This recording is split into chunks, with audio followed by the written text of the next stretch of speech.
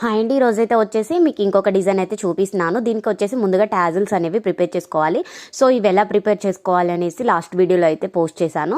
And ఇప్పుడు వచ్చేసి మీరు డిజైన్ ఎలా వేసుకోవాలనేది అయితే మీకు క్లియర్గా అయితే చూపిస్తాను. చూడండి, ముందుగా వచ్చేసి మనం టాజిల్స్ అనేవి ప్రిపేర్ చేసుకున్నాం కదా. సో వీటిని వచ్చేసి శారీకి అయితే ఒక 2 times లాక్ అయితే వేసుకోండి.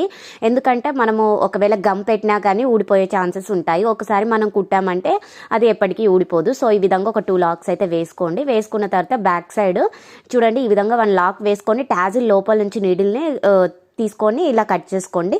మీకు ఎప్పటికీ ఊడిపోయే ఛాన్స్ కూడా ఉండదు. సో ఎక్కడైనా థ్రెడ్ ఈక్వల్గా లేకపోతే కొంచెం అడ్జస్ట్ చేసుకొని కట్ చేసేసుకోండి.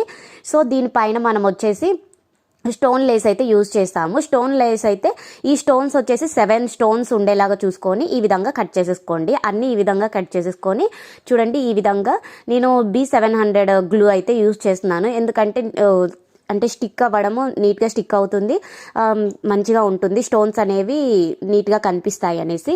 సో చూడండి, ఈ విధంగా మనము ఒక 4 lines వరకు 7 స్టోన్స్ ఉన్న లైన్స్ కట్ చేసుకోవాలి. 4 lines వరకు నేను ఇప్పుడు స్టిక్ అంటించే ఈ 4 lines కూడా చూడండి 7 స్టోన్స్ ఉన్నాయి వాటికి.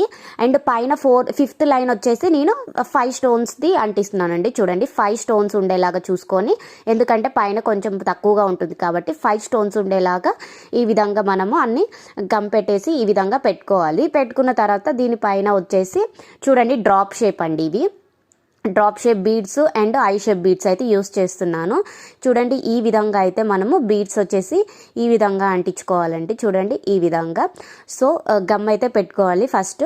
ఈ విధంగా చూడండి, 1 drop and I shape beads, I shape ఇవి మనము థ్రెడ్ బ్యాంగిల్స్కి యూజ్ చేసే కుందన్స్.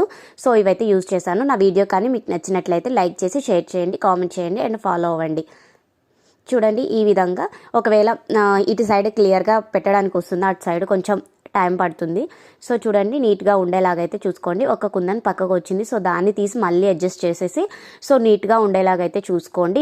ఈ డిజైన్ ప్రైస్ వచ్చేసి ఎంత అనేసి నేను వాట్సాప్ ఛానల్లో అయితే అప్లోడ్ చేశానండి. కావాలనుకుంటే వాట్సాప్ ఛానల్ అయితే ఫాలో అవ్వండి. అండ్ చూడండి, వీడియో కానీ నచ్చినట్లయితే లైక్ చేసి షేర్ చేయండి, కామెంట్ చేయండి. ఫైనల్గా ఫోటో కూడా యాడ్ చేస్తున్నాను. Thank you for watching.